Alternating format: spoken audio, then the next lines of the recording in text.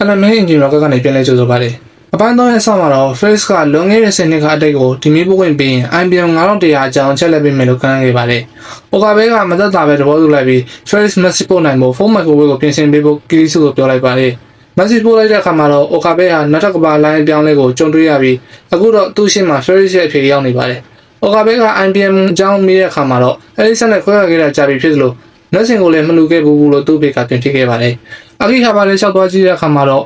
့မြို့ရဲ့အစိပ်ပိုင်းတွေဟာလုံးဝပြောင်းလဲသွားပြီးအရင်က enemy ရင်ကျေးမှုထုံးကားခဲ့တဲ့နေရာဟာအခုတော့ရိုးစီးပွားရေးရောက်ကဖြစ်နေပါတယ်။ Facebook လိုက်တဲ့ message တစ်စောင်တွေကအခီဟာပါလာမှာစီးပွားရေးနဲ့ enemy ရင်ကျေးမှုပေါ်ပေါအောင်တားဆီးလိုက်တာကိုသူသဘောပေါက်သွားပါတယ်။တခွဲကောင်ပြောင်းတဲ့အခါမှာတော့ Okabe က Luka ကိုစနောက်ဆန်းတဲ့ကြည့်ရကနေအရင်ပို့ခဲ့တဲ့ဒီမိတ်ကြောင့် Luka အခုတော့တကယ်မိန်းကလေးတစ်ယောက်ဖြစ်နေတာကိုသိလိုက်ရပါတယ်။သူ့ရဲ့လောရဲ့ကြောင့် Kirisu ရဲ့အပြစ်ပေးမှုအနေနဲ့တနားရီကြာဒူထောက်ထိုင်ခဲ့ရပြီးနောက်အပြင်ထွက်လာတဲ့အခါမှာတော့ Suzuha ကိုတွေ့ခဲ့ပါတယ်။ Suzuha ကသူ့အဖေကိုလာရှာတာဖြစ်ပြီးမတွေ့ရင်နောက်နေ့မှာမြို့ကထွက်သွားရမယ်လို့ပြောပါတယ်။ Okabe ကသူ့ကိုတခွဲကန်းရဲ့အဖွဲ့ဝင်အသစ်ဖြစ်သတ်မှတ်ပြီးနှုတ်ဆက်ပွဲကိုဖိတ်ခဲ့ပါတယ်။တခွဲကန်းမှာဖွဲ့သားတွေအားလုံးပွဲအကြောင်းကိုပြောနေတော့မှပဲမသိတဲ့နံပါတ်တစ်ခုကနေသူတို့ကိုစောင့်ကြည့်နေတဲ့ဆိုတဲ့ချင်းချောက်ဆန်တဲ့အတူဂျယ်လီဘုံတစ်ပုံရောက်လာခဲ့ပါတယ်။နောက်ပိုင်းပွဲအတွက်စားစရာတွေဝယ်နေတော့မှ Okabe ငငယ်တုန်းကအရန်ဖျားခဲ့ပြီးတေရောမယ်လို့ထင်ခဲ့ရတဲ့အကြောင်းကိုမာယူရီကပြန်ပြောပြခဲ့ပါတယ်။ဒါပေမဲ့ဥက္ကပြန်ကျွေတာကိုကြည့်ပြီးဆူတောင်းပေးခဲ့လို့နောက်နေ့မှာပဲ Okabe နေပြန်ကောင်းသွားခဲ့ပါတယ်။အဲဒီညကသူခံစားခဲ့ရတာတွေက reading strainer ဆွမ်းအားနိုးကြလာတာနဲ့စင်တူနေတာကိုOkabe သတိရသွားပါတယ်။အဲ့ဒါဟာသူ့ရဲ့ဆွမ်းအားစတင်ပေါ်ပေါက်လာတဲ့အချိန်ဖြစ်မယ်လို့သူတွေးလိုက်ပါတယ်။အဲဒီညမှာSuzuhaပွဲကိုမလာပဲနှုတ်ဆက်စာပဲပို့ခဲ့တဲ့အတွက်Okabe ကသူ့ကိုယ်သူဒီမေးပြန်ပို့ပြီးSuzuhaကိုပွဲတက်ဖို့နဲ့မြို့မှာဆက်နေဖို့နားချခိုင်းခဲ့ပါတယ်။နောက်နေ့မှာတော့တခွဲခွဲအောက်ကလျှက်စစ်ပစ္စည်းဆိုင်က CRT TV တွေဟာ microwave အတွက်အတိတ်ကို message ပို့ပေးတဲ့ဂျာတ်ခန်တွေဖြစ်နေတာကိုသိလိုက်ရပါတယ်။အဲဒီနောက်မှာတော့လူတယောက်ရဲ့မှတ်ဉာဏ်တွေကိုအတိတ်ကိုပြန်ပို့ပြီး time လုပ်ဖို့ဖြစ်နိုင်ရရှိတယ်လို့ Kirisu ကတွက်လိုက်ပါတယ်။စမ်းသပ်မှုတွေအတွက်လိုအပ်တဲ့ပစ္စည်းတွေတော့ဝယ်တော့မှာပဲဒီမေးပို့တာထက်ထိုင်းလေးလောက်တာက butterfly effect ကိုရှော့ချနိုင်လို့ပိုစိတ်ချရနိုင်ကြောင်းနဲ့မာရီကိုသူရှင်းပြခဲ့ပါတယ်။လမ်းမှာSuzuhaနဲ့တွေ့တဲ့အခါမှာတော့Kirisuဟာ CRN အတွက်လှုပ်လှုပ်ပေးနေတယ်လို့သတင်းရထားကြောင်းSuzuhaကပြောပါတယ်။တပွဲကန်းကိုပြောင်းတဲ့အခါKirisuကအဲ့ဒီစွပ်စွဲချက်ကိုညှင်းဆိုပါတယ်။ပြီးတော့သူ့အဖေနဲ့ပတ်သက်တဲ့ပြဿနာတွေကိုပြောပါပါတယ်။သိပ္ပံပညာမှာသူ့ထက်တာသွားတဲ့သူ့အဖေကသူ့ကိုမုန်းသွားခဲ့တာပါ။အတိတ်ကိုမှတ်ဉာဏ်တွေပို့နိုင်တဲ့ဆက်ကိုတကယ်လုံးလိုက်ရင်မနာလိုမှုတွေကြောင့်အဖေနဲ့ပြန်အဆင်ပြေဖို့အခွင့်အရေးမရှိတော့မှသူစိုးရိမ်နေပါတယ်။အဲဒီညမှာပဲOkabeစီကိုမင်းအများကြီးသိနေပြီဆိုတဲ့ချင်းချင်းဆောင်တဲ့အတူအရုပ်ကောင်းပြပုံရောက်လာပါတယ်။ဒီတစ်ခါတော့တကယ်ချင်းချောက်ခံနေရတာပါ။မာယူရီရဲ့ဘေကင်းရဲ့အတွက်တခွဲကန်းကိုအမြင်ပြန်သွားတဲ့အခါမှာတော့မီးတွေပိတ်ထားပြီးဘယ်သူမှမရှိတာကိုတွေ့လိုက်ရပါတယ်။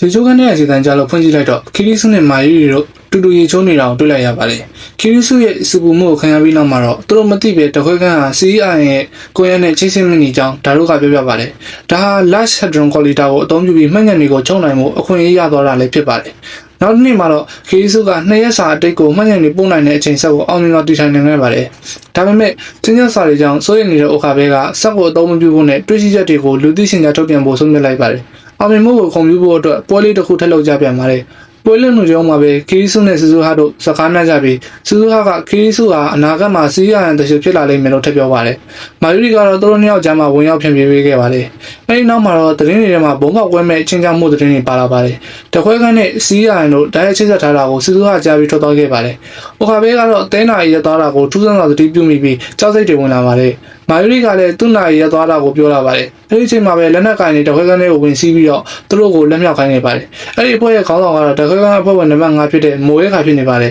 ။ CRNကအချိန်ဆက်ကိုသိမ်းယူမှဖြစ်ပြီးKirisuနဲ့Okabeနဲ့ဒါတို့ကိုခေါ်သွားမယ်လို့ပြောပါတယ်။မာယူရီကိုဘာလို့မှလဲလို့Okabeကမေးတဲ့အခါမှာတော့မာယူရီကိုမလိုအပ်ဘူးလို့ပြောပြီးမိုးရဲခါကတနက်နဲ့ပြစ်တက်လိုက်ပါတော့တယ်။ဒီကြည့်ပြီးပါပြီဆိုရင်တော့ subscribe လေးလုပ်ထားခဲ့ပေးဖို့လည်းတောင်းဆိုချင်ပါတယ်။မာယူရီစီဆုံးပြီးနောက်ခဏကြာမှတော့Okabeဟာသူမရဲ့လောင်းကိုဖွင့်ချထားတာကိုတွေ့ရပါတယ်။မိုးရဲကသူမနဲ့ဝေးနေဖို့သူ့ကိုပြောပါတယ်။အဲဒီချိန်မှာပဲSuzuhaကတခွဲခန်းထဲကိုတင်းဝင်လာပြီးညနေဘုံဆွတ်တိုင်းလူချို့ကိုရှင်းလင်းကမိုးရဲကနေဆံမှုပြင်ဆင်ပါတယ်။သူမကအောက်ထက်က TV ကိုဖွင့်ထားခဲ့တယ်လို့ပြောပါတယ်။ဆိုလိုတာကအချိန်ကူးဆက်လှုပ်တော့မှာဖြစ်ပါတယ်။ဒါOkabeအတွက်အချိန်ကူးနှစ်ချက်ကိုတက်ဖို့နဲ့ Kirisu အတွက်စောက်ဖို့ပြင်ဆင်ဖို့အာရုံလွှဲပေးရောက်သွားပါတယ်။သူအချိန်ကူးတော့စစ်စစ်မှာပဲ Kirisu ကတနက်နဲ့ပြစ်ခံရတာကိုတွေ့လိုက်ရပါတယ်။သူပြန်လို့လာတဲ့အခါမှာတော့အဲဒီညနေ9 နာရီမှာထိတ်လန့်တော်လုံးနေတဲ့အချိန်နဲ့ဖြစ်နေပါတယ်။ Okabe ကမာယူရီမှာလဲဆိုတာကိုလူတိုင်းကိုအသေးစိတ်လိုက်မေးပါတယ်။ပြီးနောက်သူမဟာရိုကာစီသွားနေတယ်ဆိုတာသိလိုက်ရတဲ့အခါအားလုံးကိုတခွဲခန်းထဲကနေထွက်သွားဖို့နဲ့ပါတီကိုဖျက်သိမ်းနေကြောင်းပြောပါတယ်။မာယူရီကိုလက်ရှာဖို့အသေးစိတ်ပြေးလန်းနေတော့မှာပဲKirisuစီကနေဖုန်းဝင်လာခဲ့ပါတယ်။သူမကသူ့နာကနေချိန်ကူးလာတာပြရမယ်လို့မှန်ကန်စွာတွက်ချက်နိုင်ခဲ့ပါတယ်။သူကသူမပြောတာမှန်တယ်လို့ပြောပေမဲ့အခုအသေးစိတ်ရှင်းရဖို့အချိန်မရှိဘူးလို့ပြောခါတခါကနေဝေးဝေးမှနေဖို့ပြောချခဲ့ပါတယ်။ မာယူရီကိုရှက်ပေးပြီးနောက်မှာတော့သူတို့ဒီကနေတက်လာတယ်လို့ဝေးသွားသိပြီအခုထောက်ထောက်သိနေလို့မြင်ရှင်းရပါတယ်မာယူရီကသူ့တက်ဆိုးနေနေပေမဲ့သူခိုင်းတဲ့တိုင်လိုက်လုပ်ပေးပါတယ်ဒါပေမဲ့ဘာကြောင့်အခုလိုလုပ်ရလဲဆိုတာနောက်မှရှင်းပြဖို့ကြိတ်တောင်းခဲ့ပါတယ်သူတို့မီးရထားဘူတာရောရောက်တဲ့အခါမှာတော့ဘုံချင်းချောင်းမှုကြောင့်ရထားတွေပိတ်ထားစေဖြစ်တာကိုအခါပဲတတိပြုမိပါတယ်အဲဒီနောက်မွေးခါတဲ့လူတယောက်ကသူတို့စီချစ်ကပ်လာပြီးတနက်နဲ့ချိန်လာပါတယ်သူတို့တပိနိုင်ခဲ့ပေမဲ့အားလုံးစီကနေလွတ်အောင်ပြေဖို့ကြိုးစားရင်အခါပဲမြေပြင်ပေါ်လှမ်းချခံလိုက်ရပါတယ်အခါပဲမာယူရီကိုတနက်တည်းကဝေးကိုပြေးဖို့ပြောရတယ်ဒါပေမဲ့သူကလမ်းကြားတစ်ခုတည်းကိုပြေးသွားရင်မွေးကမောင်းလာတဲ့ခါနဲ့တိုင်းပြီးနောက်တစ်ချိန်ထပ်မံတိတ်ဆုံးသွားပါတယ်အခါပဲကအဲဒီလူတွေလက်ကနေလွတ်မြောက်အောင်ပြေးနိုင်ခဲ့ပြီးတခွဲကုန်းကိုပြန်သွားကနောက်ထပ်အချိန်ကူးပြောင်းမှုတစ်ခုကိုပြုလုပ်ခဲ့ပါတယ်ဒီချိန်မှာတော့သူမာယူရီကိုပုံမြင်တွေ့ခဲ့ပေမဲ့မြေရောက်ရထားစီတောက်ဖို့ကြိုးစားတဲ့အခါမှာတော့နောက်ရောက်ခံတိုင်းနေရတာကိုသတိထားမိခဲ့ပါတယ်သူတို့အဲ့ဒီလူတွေကိုတင်းဆောင်ပြီးမြေရောက်ရထားစီကိုရောက်သွားနိုင်ခဲ့ပါတယ်ဒါပေမဲ့ရထားကိုစောင့်နေတော့မှမာယူရီကသူမရဲ့အနာရီဟာပတိပေးထားတဲ့သားနဲ့ရောက်သွားပြီလို့ပြောပါတယ်အဲ့ဒီချိန်မှာပဲအိုကာပဲအိမ်ရှင်သမီးလေးနာရဲဟာမာယူရီကိုတွေ့လို့ဝမ်းသာအားရပြေးရပြီးဖတ်ဖို့ကြိုးစားပါတယ်ဒါပေမဲ့ပြေးလာရင်သူမဟာချိုးလဲပြီးမာယူရီကိုဝင်လာတဲ့ရထားရှိကိုတွန်းမိသွားပါတယ်စိတ်ပြအားငယ်တာနဲ့ပဲအိုကာပဲဟာမာယူရီကိုမကဲတင်နိုင်မချင်းအချိန်ကူးမှုတွေဆက်လုပ်ဖို့တိုင်လေးနဲ့ချလိုက်ပါတယ်သူဆက်လက်ကြိုးစားပေမဲ့အချိန်တိုင်းကြာရှုံးနေပါတယ်ကံကြမ္မာကိုယ်တိုင်ကသူမကိုအချိန်တိုင်းမှာတေးအောင်ဖန်တီးနေတယ်လို့ပါပဲအဲဒီနောက်အသေးအံဖြစ်လာတဲ့အတွက်သူဟာမွဲခါစီကိုသူမနဲ့တယောက်တည်းစကားပြောချင်လို့စားပို့လိုက်ပါတယ်သူဟာသူ့ရဲ့ကိရိယာတစ်ခုကိုတနက်တူဖြစ်သုံးပြီးသူမရဲ့တနက်အစ်ကိုတင်းကအကြောင်းစုံကိုပြောပြဖို့ဖိအားပေးခဲ့ပါတယ်သူမတို့အဖွဲ့ဟာစီးရန်အတွက်လက်လုပ်ပေးနေတဲ့ rounder တွေဖြစ်တယ်ဆိုတာသိကြရပါတယ်